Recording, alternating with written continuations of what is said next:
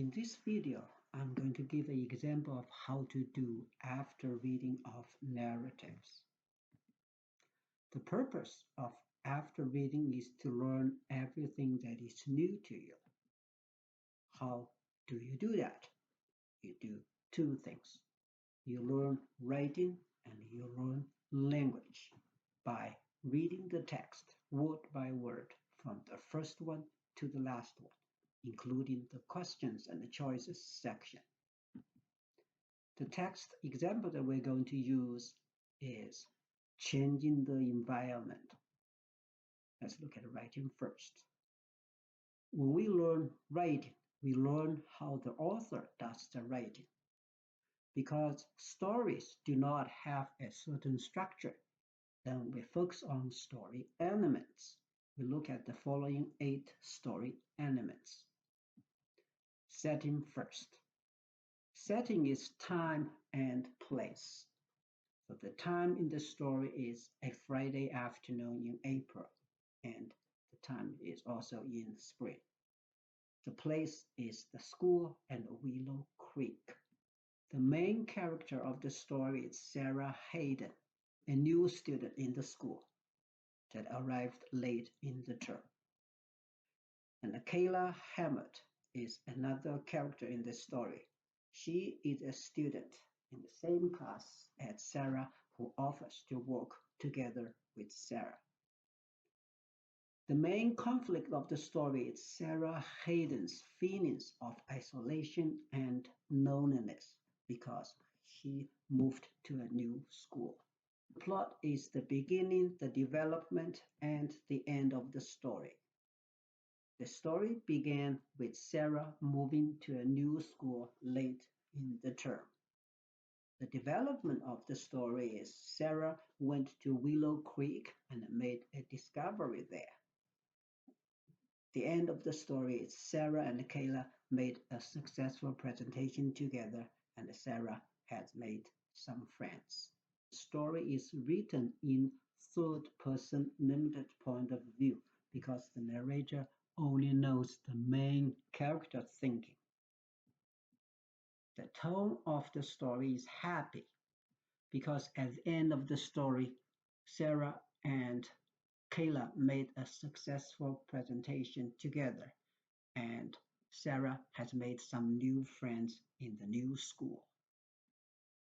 The theme of the story is change, and the theme statement is, with some help, a person can change for the better. Then let's look at language.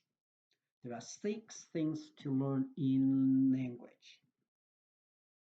Then let's look at them one by one in details. First, new words.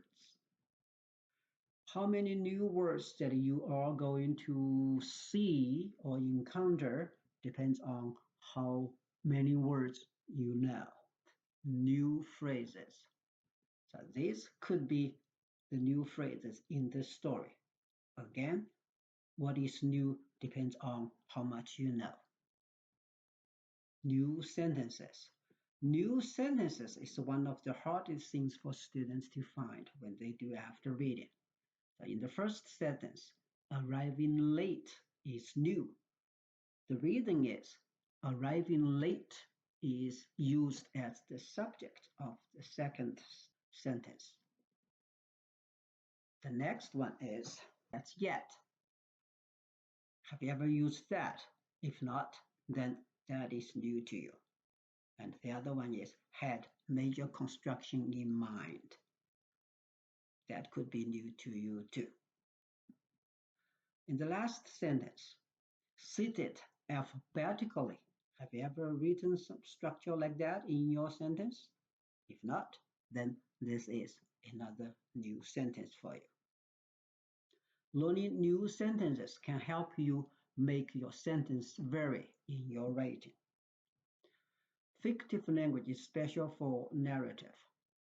Let's look at the first example. Pale green bus announced the late arriving spring. Buzz is not something that can talk, but here the word announced is used there. So this sentence used personification. In the second sentence, the ecosystem engineers are the beavers. So this is metaphor. And when we say Russian stream, so that is another personification. So in the last sentence, oo ik, oo ik, that's onomatopoeia because that's a sound. Using fictive language can help make the story more interesting. Lastly, is new grammar. When we look for new grammar, we try to look for patterns. So let's look at these 4 sentences. All of these sentences have had and a past participle. So we call this the past perfect tense. Let's look at another example to see how we look for patterns to learn new grammar. So in the first line, the second word is the ing verb. In the second line, the second word is a noun plus ed. And in the third line, the first word is an adjective, the second word is a noun. Fourth line, the second word is a past participle. So you can see over here, the first 2 words are connected with a hyphen. So we call them compound words. And these compound words all are used to describe a noun. Then we call these type of compound words as compound adjectives. They are used to describe nouns. Lastly, we need to look at questions and choice section to find new things to learn. Question 5. The beavers help Sarah by. Then you can see all the choices starting with a verb ing form. This verb ing form is called a gerund, and it is used as a noun. It's not easy, is it? Yes, try to do after reading so that you can learn things. If you have questions, please do not hesitate to contact me. Thanks for watching, and I'll see you in the next video.